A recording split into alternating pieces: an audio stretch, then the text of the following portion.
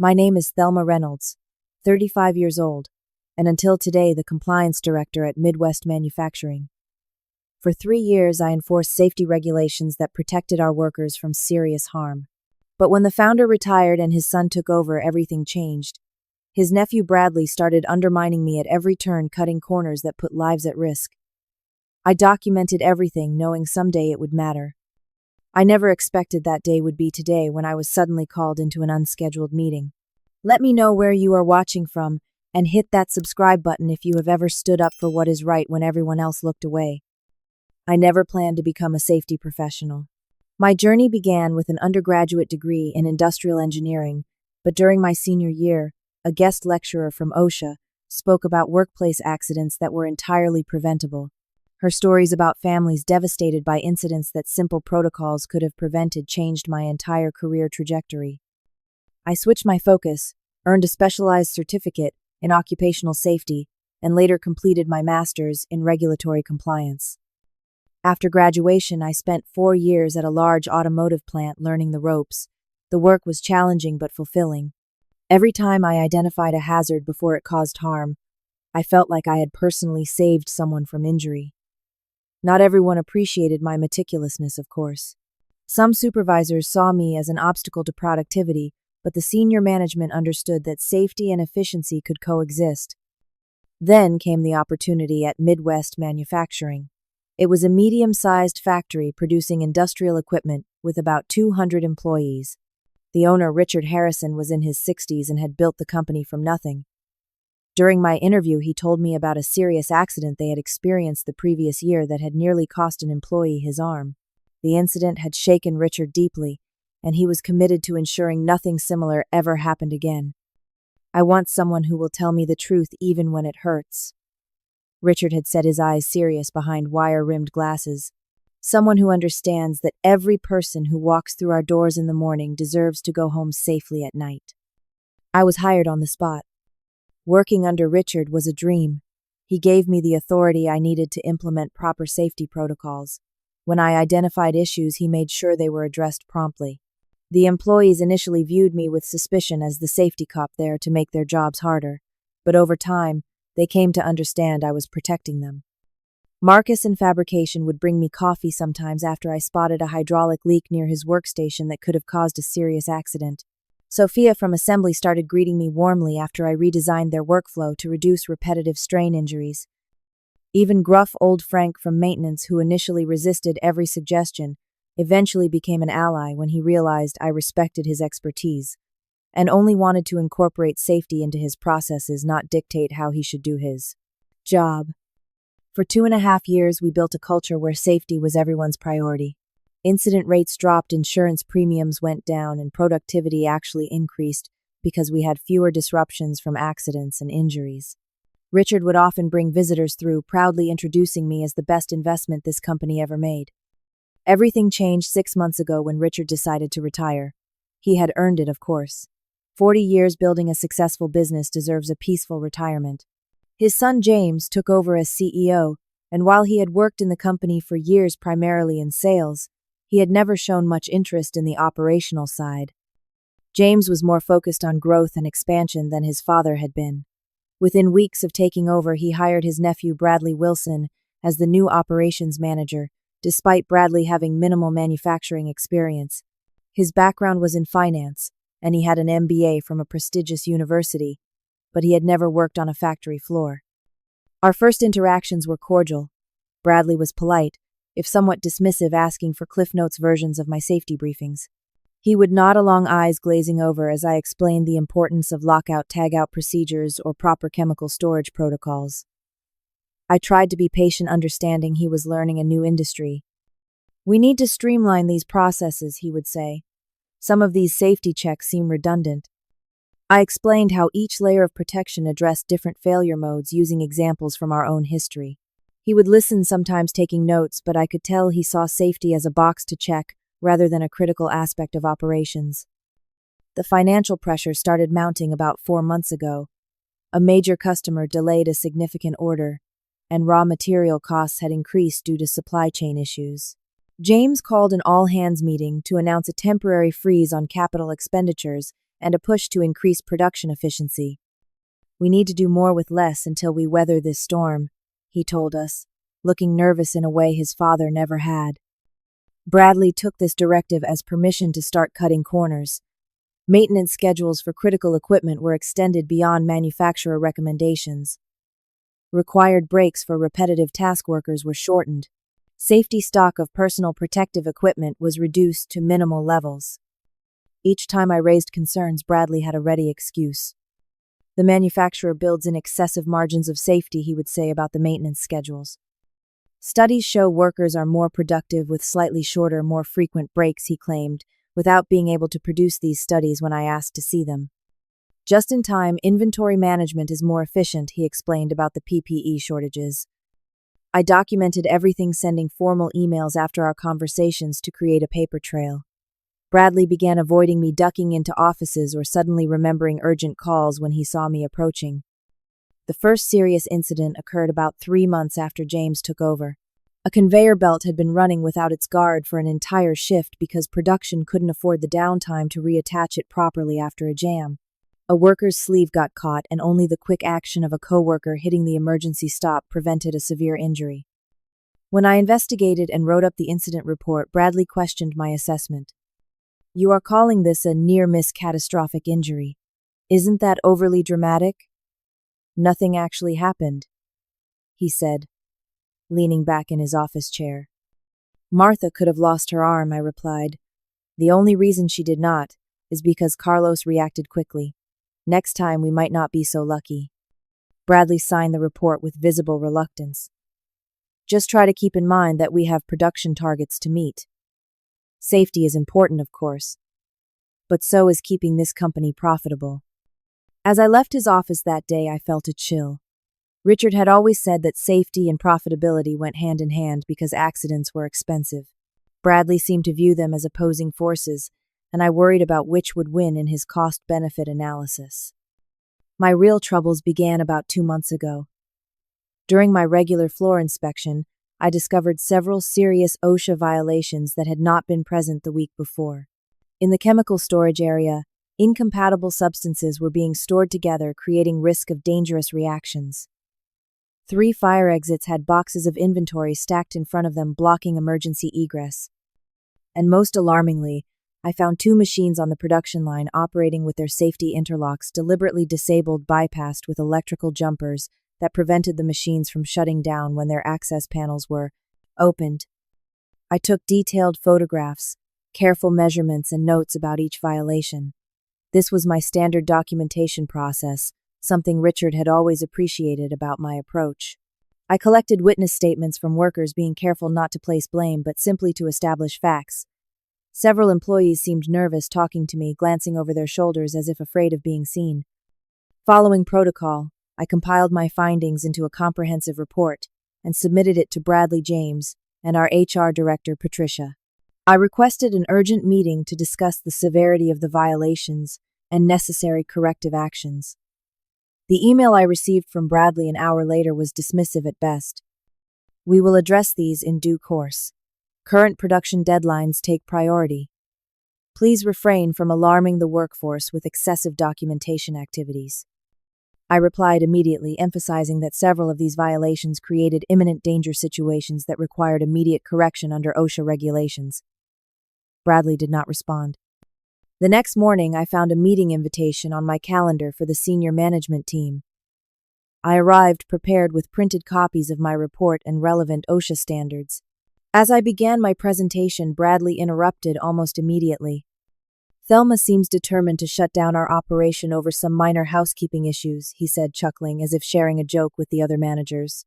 "We appreciate your diligence, but perhaps you could focus on actual safety concerns rather than technical violations that have no real-world impact." I kept my composure, though I felt my cheeks burning. "These are not minor issues, Bradley. The disabled interlocks on the Havermill press could cause an amputation if someone reaches in while it is cycling. The chemical storage situation is literally creating a risk of fire or toxic gas release." Some of the other managers shifted uncomfortably. Maria from quality looked particularly concerned, while Alan from logistics seemed to be studying his notepad, intently avoiding eye contact. I think Thelma is right, Maria said carefully. These sound like serious issues. Can we at least address the fire exit blockages today? That seems like a quick fix. Bradley's smile tightened. Of course we will clear the exits. My point is that we do not need to treat every technical deviation as a 5-alarm fire. We are running a business here, not a safety museum. The meeting continued in this vein, with Bradley minimizing each concern and portraying me as an impractical perfectionist. By the end, only the fire exit issue was assigned for immediate correction. The rest were put on a review and assess list with no definite timeline. After the meeting, I tried to speak with James privately. I caught him heading to his car in the parking lot. James, do you have a minute? I am really concerned about the safety culture shift that is happening. Your father built this company on the principle that safety and quality go hand in hand. James glanced at his watch. Look, Thelma, I know you are doing your job and I appreciate that. But these are challenging times for the business. Bradley has some good ideas for making us more competitive. I need you two to work together, not create conflict. Can you do that for me? But some of these violations I started. Just work it out with Bradley. James cut me off. I do not need more problems right now. Do not make waves. We will circle back on the safety initiatives when the financial picture improves. As he drove away, I stood in the parking lot feeling completely unsupported. This was not the Midwest manufacturing I had joined. Richard would never have prioritized short-term profit over fundamental safety. The situation deteriorated further the following week when I discovered a disturbing pattern. While reviewing past inspection records, I noticed discrepancies between my notes and the official documentation. Safety inspections that I had marked as failed had somehow been changed to passes in the system. Maintenance that I had flagged as overdue was shown as completed. Someone was falsifying our safety records, and there was only one person with both the access and the motivation to do so, Bradley. I began keeping duplicate records, storing copies of all my inspection reports, photographs, and correspondence on an encrypted personal drive. I documented dates, times, and names of witnesses for every safety issue I identified. If the official records were being altered, I would maintain the truth elsewhere. The tension with Bradley became palpable. He would walk into rooms and conversations would stop. He began scheduling important operations meetings during my regular inspection times, then claiming I was neglecting to attend key discussions. Several times I found my inspection schedule changed in the system without my knowledge, making me miss planned safety audits. Workers started coming to me privately with concerns. Jessica from assembly pulled me aside one day in the break room. They are making us run the line faster than is safe, she whispered constantly, looking toward the door. Last week, Carlos almost got his hand caught because the rhythm is too quick to maintain proper hand positioning. When we complain, the supervisors say we need to meet the new quotas, or the company will face layoffs. Similar conversations happened with employees from almost every department. They all shared the same fears. Safety was being sacrificed for speed. Complaints were being ignored, and anyone who spoke up too loudly was finding their hours cut or assignments changed to less desirable tasks. Late one evening, as I was working late to catch up on documentation, I overheard Bradley talking to James in the conference room next to my office. The door was slightly ajar, and their voices carried clearly. She is bad for morale, James Bradley was saying. The workers see her as an ally against management now.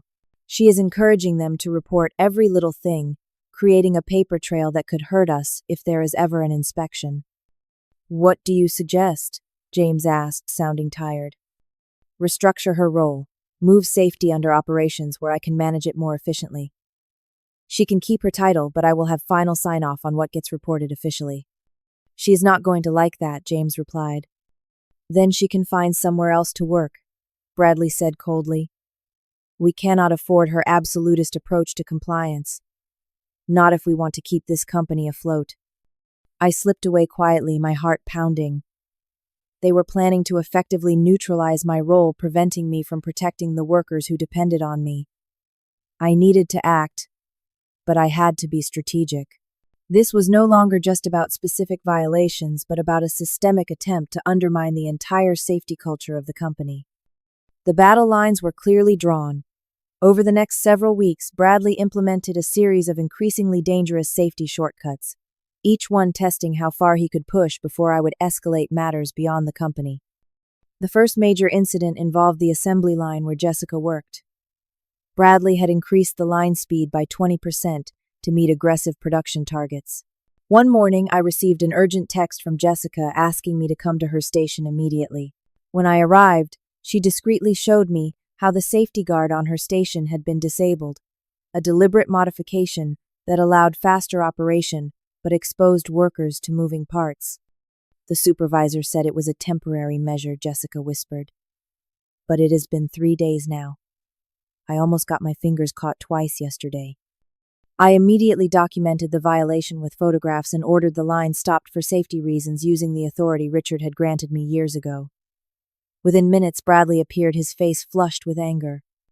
"Who authorized you to shut down production?" he demanded loudly, drawing attention from workers throughout the area. "I did under Section 5 of our safety protocols," I replied, calmly showing him the disabled guard. "This modification creates an immediate danger of serious injury." Bradley pulled me aside, lowering his voice, but not his intensity. "You are trying to sabotage our productivity. We have orders to fill, and you are creating unnecessary delays." "There is nothing unnecessary about preventing amputations," I countered. "This guard gets fixed properly before the line restarts. Or I call OSHA myself right now." He stared at me for a long moment, calculation visible in his eyes. Finally, he turned to the maintenance supervisor. "Fix it. Properly. We will discuss optimizing this workstation later." Then to me, with barely contained hostility, my office. 4 o'clock. The meeting that afternoon was tense but inconclusive. Bradley accused me of undermining his authority and exaggerating risks. I reminded him of our legal obligations as a company and the potential consequences of willful safety violations. We reached an uneasy stalemate, but I knew the war was far from over. A week later, I discovered an even more serious issue. During my inspection of our chemical storage area, I found new industrial solvents being stored in inappropriate containers near heat sources. The improper storage created risk of fire or explosion that could devastate the entire facility. What alarmed me most was that these chemicals were not even on our approved materials list. They had been introduced without the required hazard assessment and employee training. I documented everything meticulously, then contacted Rebecca Martinez, my former professor, who now worked as an OSHA consultant. Without naming the company, I described the situation. "That is a serious violation," Rebecca confirmed. "Improper chemical storage of that nature could be classified as an imminent danger situation. If the company is not addressing it, you might be entering whistleblower territory." "What would that mean for me?" I asked, already suspecting the answer. "Legally, you would have protection against retaliation," she explained. "But practically speaking, whistleblowers often face difficult workplace situations even with those protections. Document everything. Build your case methodically. Make formal internal reports following all company procedures before you go external." I thanked her for the advice, feeling the weight of responsibility growing heavier. These were not just regulatory issues anymore, but matters of life and death for my colleagues. The next day, I found myself locked out of the chemical storage area. My access badge, which had previously worked on all facility doors, suddenly showed an error message. When I asked the security manager about it, he looked uncomfortable. "Orders from upstairs," he mumbled. "Access restrictions for certain areas. You will need to submit a form 24 hours in advance to inspect controlled spaces now." Bradley was actively preventing me from doing my job.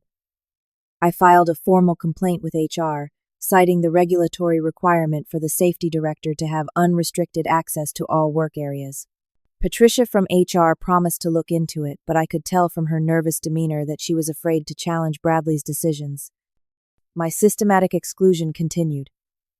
I found myself removed from email chains discussing process changes. Meetings about new equipment installations happened without my knowledge. Bradley had effectively created a parallel operation that functioned outside my oversight. Then came the incident that forced my hand. Late one evening, as I was leaving, I noticed an ambulance in the parking lot with its lights off. Curious and concerned, I walked over just as paramedics were loading a worker inside.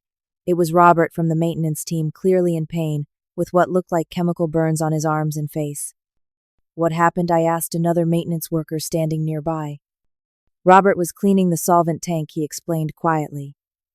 Nobody told him they had switched to the new industrial cleaner. It splashed. And well, you can see.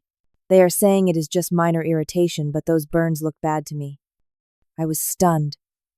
An unreported serious injury involving the very chemicals I had flagged as improperly stored and undocumented.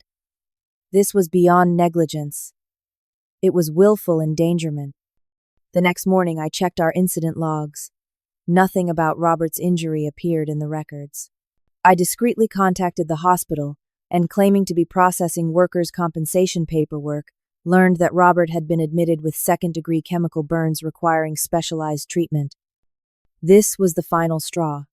I compiled all my documentation, incidents, reports, photographs, witness statements, and correspondence into a comprehensive safety violation report. I included a detailed timeline showing the degradation of safety culture following Richard's retirement. I addressed it to James, the board of directors, our legal department, and our insurance provider with a clear warning. These conditions required immediate correction to prevent loss of life and avoid potential criminal liability.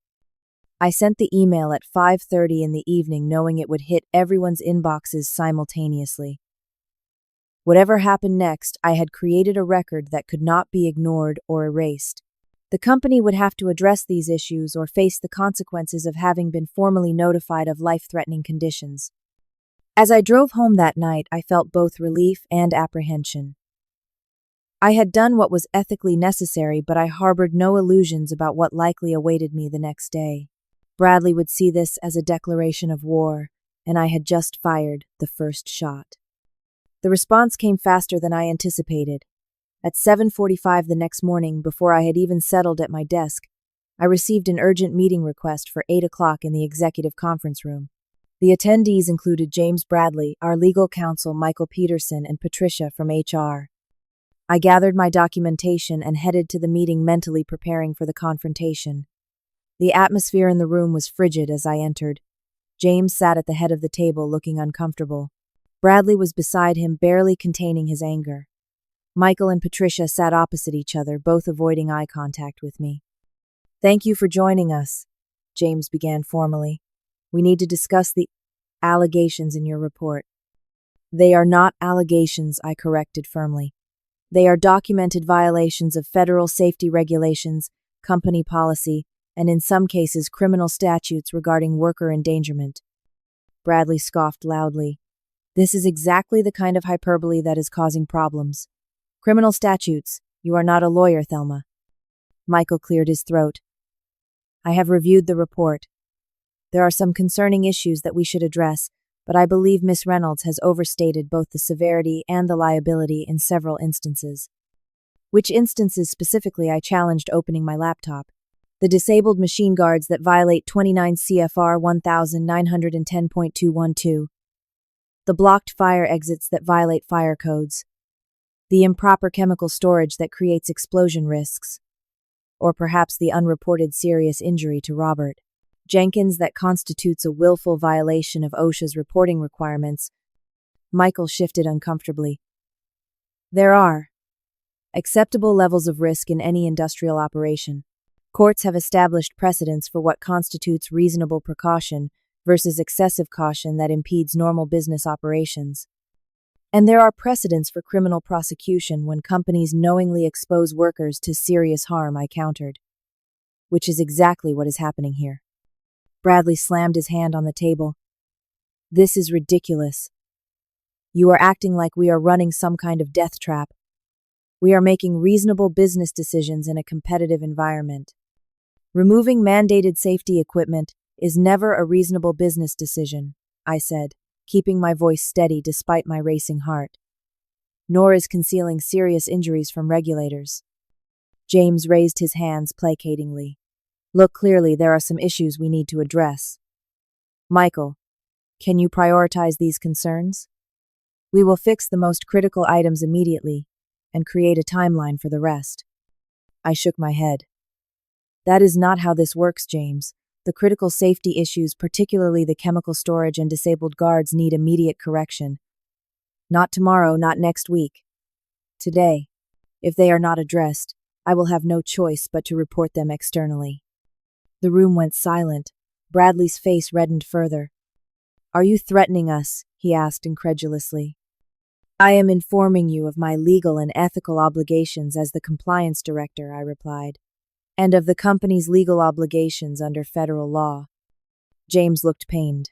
Thelma, please. The company is in a difficult financial position right now. We will address these issues, but we need some flexibility on timing. OSHA does not offer flexibility on imminent danger situations, I said. Nor should we when lives are at risk. The meeting ended in an uncomfortable stalemate. James promised to personally inspect the issues I had raised and address the most serious ones immediately. Bradley remained silently furious throughout the remainder of the discussion. As we left the conference room, he deliberately shouldered past me in the doorway. The next morning, I arrived early to check whether any of the violations had been corrected. To my dismay, not only had nothing been fixed, but I discovered new hazardous materials improperly stored in the chemical area. These were industrial solvents with high flash points stored in unmarked containers near electrical equipment. The situation had actually deteriorated overnight. I began documenting this new violation when I encountered Sam from the maintenance team. You should not be in here, he said, nervously looking around. I am the compliance director. This is literally my job, I replied, continuing to photograph the improper storage. Sam lowered his voice. Bradley told us not to talk to you. He said you are trying to cause trouble because you are upset about the reorganization. What reorganization? I asked, suddenly alert. Sam looked even more uncomfortable. I probably should not have said anything, just, they are making changes. Safety is being moved under operations. Bradley sent an email to the maintenance team this morning. I thanked Sam and immediately headed to my office to check my email. There was nothing about any reorganization in my inbox. They were planning to restructure my role without even informing me. I pulled out my phone and checked the company directory. My name and title were still listed, but my department had been changed from safety and compliance to operations. As I was processing this information, my office phone rang. It was Bradley's assistant. Mr. Wilson would like to see you in his office immediately, she said crisply. I will be there in 5 minutes, I replied quickly, saving my latest documentation and securing my files. Bradley was waiting behind his desk when I arrived, a folder open in front of him. He did not invite me to sit. I have been reviewing your performance over the past several months, he began without preamble. There is a concerning pattern of obstructionism and insubordination that cannot continue. Is this about the safety violations I reported? I asked directly. This is about your inability to balance safety considerations with business realities, he replied. Your absolute approach is incompatible with our current operational needs. Safety is not something you balance against profit, I said. It is a prerequisite for legal operation. Bradley's professional veneer cracked. Do you have any idea what your constant interference is costing this company? Every shutdown, every urgent modification, every replacement part that you insist meets some gold-plated standard. Less than a single serious injury would cost in workers' compensation, legal liability, and regulatory fines, I answered. Not to mention the human cost to the worker and their family. That was when Bradley lost control completely. He stood up, face contorted with rage, and shouted, "Your safety obsession is costing me money." His voice echoed in the small office. Every target I miss, every efficiency metric that falls short, affects my performance bonuses, my career trajectory. In that moment, everything became clear. Bradley's aggressive cost-cutting and safety circumvention were not just about company profits. They were about his personal financial gain. He had incentives tied to operational metrics, regardless of how they were achieved. This is not about me or you, I said quietly. This is about the 200 people who work here and deserve to go home safely to their families each night. Bradley took a deep breath, visibly trying to regain his composure. When he spoke again, his voice was cold and controlled. Midwest Manufacturing no longer requires your services, Miss Reynolds. Your position is being eliminated as part of our organizational restructuring. HR will contact you regarding severance details. I had anticipated this might happen, but the reality still felt like a physical blow.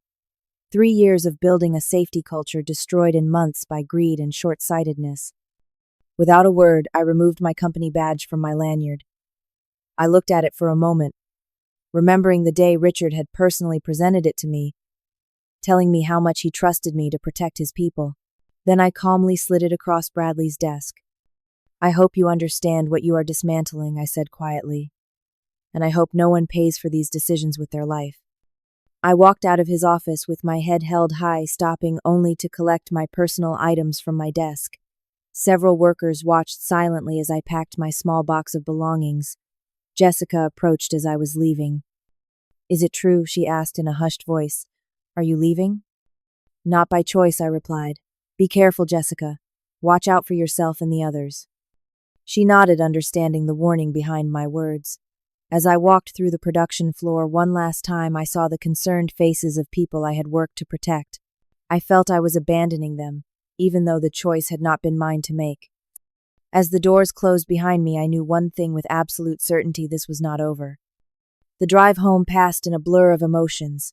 Anger, disappointment, and fear for the workers I had left behind all warred for dominance in my mind. By the time I pulled into my driveway, a cold resolve had settled over me. I had one more responsibility to fulfill, not as an employee of Midwest Manufacturing, but as a person who could not stand by while others remained in danger. Inside my home, I sat at my kitchen table and opened my personal laptop. All my documentation was backed up, securely organized by date and violation type.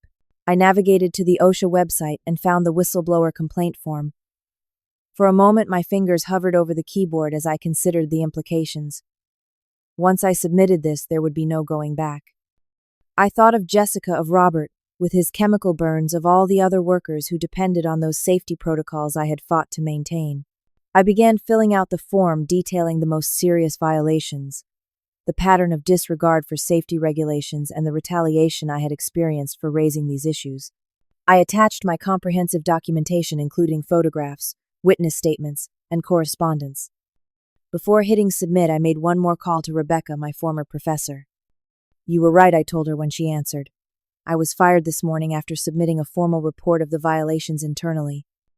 I am sorry to hear that, Thelma, she replied sympathetically. But not surprised.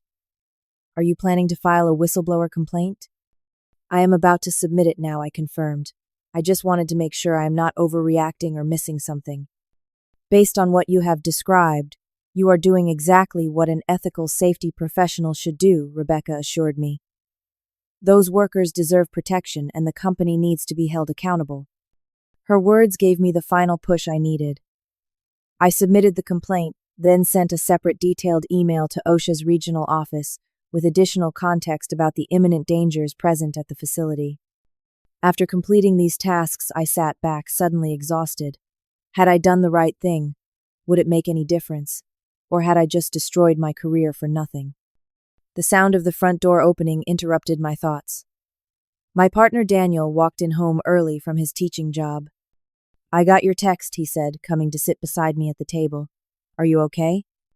I was fired, I said simply. For doing my job? Daniel took my hand. Tell me everything. I recounted the events of the past months, culminating in that morning's confrontation. Daniel listened without interrupting, his face growing increasingly concerned. You absolutely did the right thing, he said when I finished. Those conditions sound incredibly dangerous. You had no choice. I just hope someone acts on my report before someone gets seriously hurt, I replied. OSHA can take weeks to respond sometimes. As if summoned by my words, my phone rang with an unknown number. I answered cautiously. Miss Reynolds. This is Linda Cardenas with OSHA's regional office. We received your complaint and supporting documentation.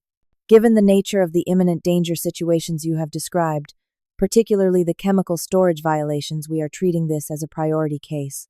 Would you be available to meet with me this afternoon to discuss the details further? I agreed immediately, arranging to meet Linda at a coffee shop halfway between my home and the OSHA office. Daniel squeezed my hand supportively as I ended the call. "That was fast," he said. "The chemical situation is genuinely dangerous," I explained. "An explosion or fire there could affect not just the factory but the surrounding neighborhood." 2 hours later, I sat across from Linda, a serious woman in her 50s, with a no-nonsense demeanor. She reviewed my documentation, methodically asking pointed questions about specific violations, the history of my reports, and the company's responses. "This is extremely concerning," she said finally, "especially the pattern of deliberate disregard for basic safety requirements and the apparent concealment of a reportable injury. We need to conduct an immediate inspection." "How soon can that happen?" I asked. Linda checked her calendar. "I can assemble a team for tomorrow morning, but given the chemical storage situation you have described, I am inclined to go there today for an initial assessment. Would you be willing to identify the specific location of these hazards for us?" I hesitated only briefly. "I can do better than that. I can show you exactly where to look." Linda raised an eyebrow. "You mean return to the facility with us? Are you comfortable with that? Your former colleagues will see you?" "They should see me," I said firmly. "They should know that someone is still fighting for their safety." An hour later, I was sitting in my car in the Midwest manufacturing parking lot, watching as Linda and 2 other OSHA inspectors approached the main entrance. My heart pounded as they identified themselves to the receptionist and asked to speak with management. Several minutes passed before James and Bradley emerged, looking confused and concerned. Linda showed them her credentials and explained the purpose of their visit. Even from my distant vantage point in the parking lot, I could see Bradley's face darken as he realized what was happening. The inspectors were escorted inside. I waited, knowing the thorough documentation I had provided would guide them directly to the most serious violations. 20 minutes later, alarms began sounding inside the building. Workers started streaming out of the emergency exits, gathering in the designated assembly areas in the parking lot. I stayed in my car watching as confusion gave way to concern among the assembled employees. Then I saw Linda emerge with James and Bradley engaged in what appeared to be a heated discussion. Bradley was gesticulating angrily, while Linda remained professionally impassive. Another OSHA inspector approached a group of supervisors, including the production manager, George, and appeared to be giving instructions. George looked incredulous, shaking his head and pointing back at the building. By whose authority, I could read the words on his lips even from a distance. That was when Linda turned and pointed directly at me sitting in my car. "Hers," she said loud enough that I could hear it across the parking lot. "Did you even read her job title, Compliance Director? She was trying to keep you from precisely this situation." The workers followed Linda's gesture, and suddenly dozens of faces turned toward me. Jessica raised her hand in a small wave. Marcus nodded solemnly. Even Frank from maintenance gave me a grudging thumbs up. I stepped out of my car as Linda walked over to me. "We have shut down operations due to imminent danger conditions," she informed me. "The chemical storage situation is even worse than you described, and we found additional serious violations during our initial walkthrough. This facility will remain closed until these hazards are properly addressed." I felt a complex mix of vindication and sadness. I had not wanted the company shut down. I had simply wanted it to operate safely. But Bradley and James had left no middle ground with their refusal to address the dangers. "What happens now?" I asked. "A comprehensive inspection," Linda replied. "Interviews with workers, review of records, and given what we have already observed, there will almost certainly be significant citations and penalties."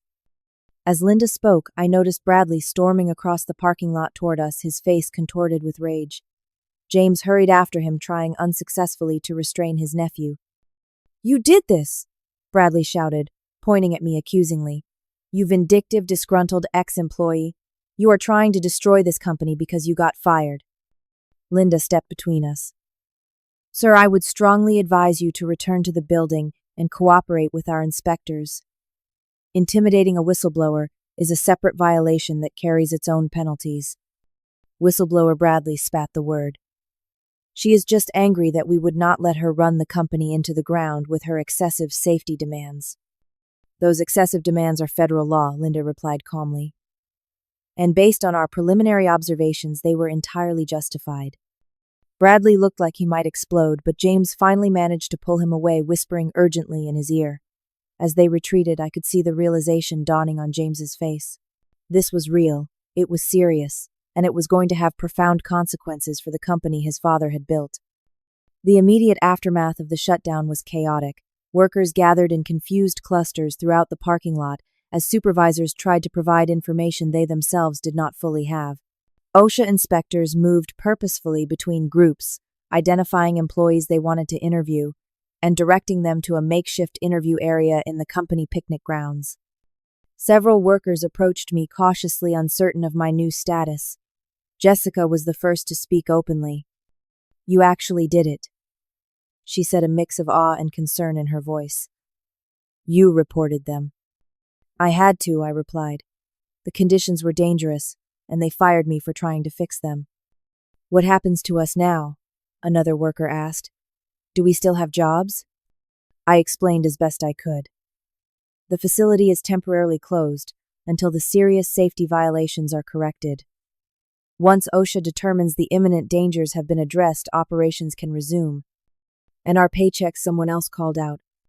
"The company is still responsible for paying you during a shutdown caused by their own safety violations," I assured them, recalling the regulations.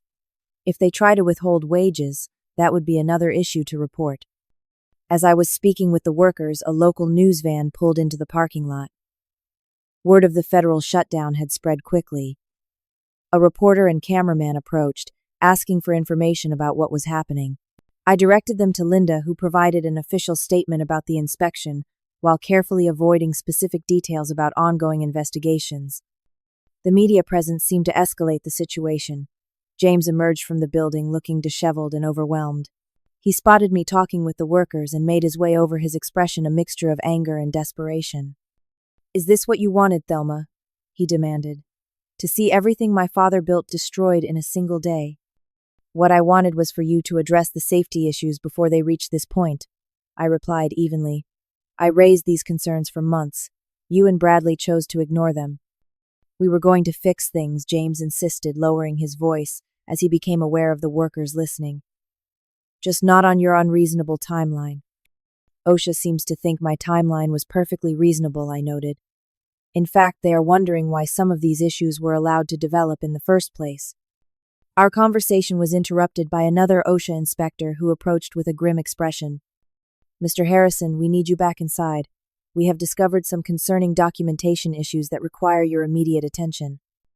James shot me a final, resentful look before following the inspector back into the building. I later learned what they had found: a hidden file cabinet in Bradley's office containing original safety reports, inspection notices, and employee complaints that had never been addressed or entered into the official record. Bradley had been systematically hiding evidence of safety problems for months. As the day progressed, more revelations emerged. OSHA inspectors discovered that Bradley had been falsifying maintenance records, claiming critical safety equipment had been serviced when it had not. They found evidence that he had instructed supervisors to underreport injuries and classify potentially serious incidents as minor to avoid mandatory reporting requirements. Most damning of all, they uncovered emails between Bradley and James discussing how to manage my safety concerns without excessive expenditure.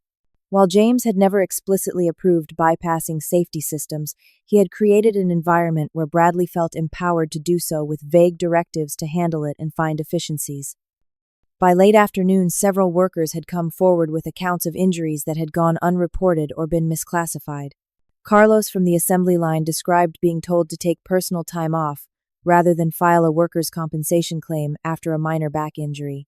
Sophia from quality control revealed that she had been moved to a different department after reporting repeated respiratory issues in her work area. Linda sought me out as the interviews were concluding. "I want you to know that your documentation was exemplary," she told me. "The thoroughness of your records is making our job much easier. And you should also know that as the whistleblower in this case, you are protected under federal law against retaliation." "I have already been fired," I pointed out. "That seems like pretty clear retaliation." "Which makes you eligible for reinstatement with back pay and damages," Linda explained. Once our investigation is complete, you will be contacted by our whistleblower protection team to discuss your options. The reality of my situation was finally sinking in. I had stood up for what was right at great personal cost, but the law was on my side. I was not just a disgruntled ex-employee, as Bradley had claimed. I was a protected whistleblower who had exposed serious violations that threatened worker safety. As the day drew to a close, OSHA announced that the facility would remain closed until a comprehensive correction plan was implemented and verified. Workers were instructed to return home, but to expect communication from the company regarding their employment status during the shutdown. Bradley emerged from the building flanked by 2 OSHA officials. His face was ashen, his earlier bravado completely evaporated. I later learned that the inspectors had found evidence suggesting he had not only known about Robert's chemical burns, but had actively worked to prevent proper medical documentation and reporting of the incident, a potential criminal violation. James approached me one last time as I was preparing to leave. I had no idea how bad it had gotten, he admitted, looking genuinely shaken. Bradley assured me the safety concerns were minor and that you were overreacting. I should have looked into it myself. Your father would have, I said simply. James winced at the comparison. He trusted you. I should have done the same. He hesitated, then added, For what it is worth, I am sorry. I nodded, accepting his apology, but not quite ready to forgive the damage his negligence had caused. As I drove away from Midwest Manufacturing that evening, I felt a complex mixture of emotions: vindication that the dangerous conditions would finally be addressed, concern for the workers, whose livelihoods were now uncertain, and a lingering sadness that it had come to this extreme point when the issues could have been resolved much earlier through proper management attention. What I did not yet realize was that this was not the end of the story, but rather the beginning of a new chapter, both for Midwest Manufacturing and for me personally. 3 months passed. The autumn leaves had turned and fallen, and the first dusting of snow covered the ground as I pulled into the parking lot of Midwest Manufacturing. So much had changed since that tumultuous day when federal inspectors had shut down the facility. The OSHA investigation had been thorough and unsparing. The company received citations for 27 serious violations and 3 willful violations, resulting in fines totaling over $1 million. More significantly, the evidence of deliberate concealment of injuries and falsification of safety records had led to criminal charges against Bradley for violating worker safety laws. I had followed the case closely through Linda, who kept me informed of developments as they occurred. Bradley had eventually accepted a plea deal that included community service, a personal fine, and most importantly, a ban from holding any management position in manufacturing for 5 years. His career in operations was effectively over, at least for the foreseeable future. James had faced his own reckoning. While he avoided criminal charges, the board of directors had lost confidence in his leadership. Under pressure from both the board and the company's insurance carriers, who had threatened to cancel coverage unless management changes were made, James had stepped down as CEO. He remained on the board, but the day-to-day leadership had been transferred to Elaine Morales, a respected industry veteran with a strong background in both operational efficiency and regulatory compliance. As for me, the whistleblower protection provisions had worked exactly as intended. I had been offered reinstatement with back pay and additional damages for the retaliation I had experienced. I had also received job offers from several competing manufacturers who valued my integrity and commitment to safety. One particularly attractive offer had come from a medical device company known for its exemplary safety culture. But before making any decisions about my future, I had a meeting to attend. Elaine had reached out personally asking if I would be willing to consult on rebuilding the safety program at Midwest. "We need someone who knows where all the bodies are buried," she had said with grim humor. Figuratively speaking, of course. As I walked toward the main entrance, I noticed how different the facility looked already. New safety signage was prominently displayed. The chemical storage area had been completely redesigned with proper containment systems visible through its windows. Workers moved with purpose, but not the frantic pace that had characterized Bradley's tenure. Jessica spotted me first as I entered the production floor. "Thelma," she called out, waving enthusiastically. Several other workers looked up, and soon I was surrounded by familiar faces, many offering thanks and updates on the changes that had occurred. They completely rebuilt my workstation, Carlos told me proudly. New guards emergency stops within easy reach, and they reduced the line speed to what it was before. We have weekly safety meetings now, Sophia added, and they actually listen to our concerns. Frank from maintenance approached, looking somewhat sheepish. You were right all along, he admitted gruffly. Should have backed you up more when that Bradley character was causing trouble. I assured them all that I was just glad to see the improvements and that everyone was safer now. Elaine met me in the conference room where she had laid out the comprehensive safety overhaul plan she was implementing. We would like you to review everything, she explained. Your insight would be invaluable in making sure we are addressing all the underlying issues, not just the specific violations OSHA cited. As we discussed the details, I was impressed by her genuine commitment to rebuilding a culture of safety. She understood that compliance was not just about avoiding fines, but about protecting people. Have you given any thought to coming back? Elaine asked directly. We need someone with your expertise and integrity leading our compliance function. The position would report directly to me, with full authority to shut down any operation you deem unsafe, no questions asked. I had anticipated this offer and had given it considerable thought. I appreciate the offer, I told her, but I think I can be more effective in a different role. I explained my decision to start my own safety compliance consulting business. The experience at Midwest had shown me how many companies might be struggling with similar issues, perhaps not as severe but still putting workers at risk. As a consultant, I could help multiple organizations build better safety cultures from the ground up. I would be happy to include Midwest as my first client, I added, but I think I can have a broader impact this way. Elaine nodded thoughtfully. I understand.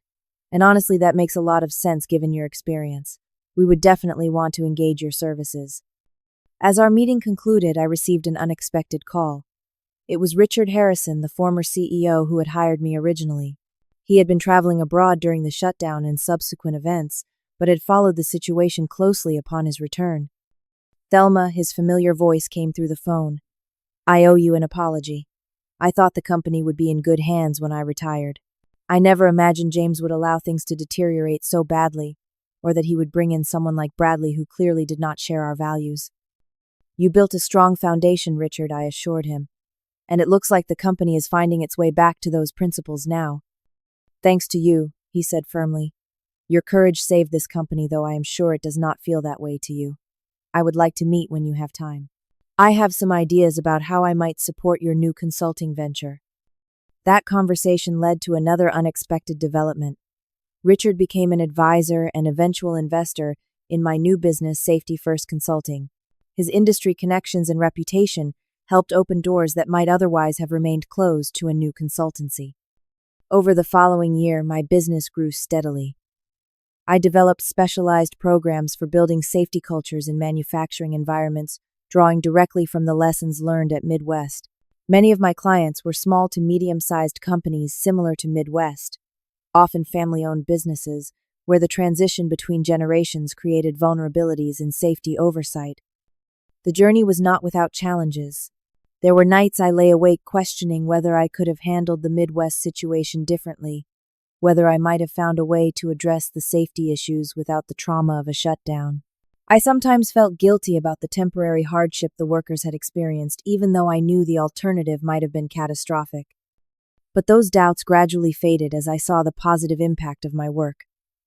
Midwest Manufacturing, under Elaine's leadership, and with my ongoing consultation, rebuilt itself as a model of safety compliance. Their incident rate dropped to the lowest in the industry. Workers reported feeling valued and protected. Productivity actually increased as fewer disruptions occurred, and employee engagement improved. Most gratifying was the ripple effect. Other companies in the region, having witnessed Midwest's transformation, proactively sought help improving their own safety programs. A near disaster had ultimately led to safer working conditions for thousands of people beyond just those at Midwest. 1 year after the shutdown, I received a Safety Leadership Award from a prestigious industry association. As I stood at the podium, accepting the honor, I spoke about the difficult choices safety professionals sometimes face, and the courage required to stand firm when pressure mounts to compromise. Safety is never too expensive, I told the audience of industry leaders. Not when measured against the true cost of cutting corners, a cost paid not just in dollars but in human suffering. The real question is not whether we can afford to do things safely, but whether we can afford not to. The experience had changed me profoundly. I had discovered a reservoir of courage I did not know I possessed. I had learned that standing alone for what is right, though terrifying in the moment, creates space for others to find their own courage. And I had seen firsthand that systems can change when brave individuals refuse to accept dangerous compromises. Have you ever had to stand up against pressure to do the wrong thing? What gave you the strength to hold your ground? I would love to hear your stories in the comments below. And if this story resonated with you, please like, subscribe, and share it with someone who might need encouragement to speak up when it matters most. Remember, sometimes the most important safety equipment is not a hard hat or safety glasses, but the courage to say, "This is not acceptable," when lives are at stake. Thank you for listening to my story, and may you always find the strength to do what is right even when it is difficult.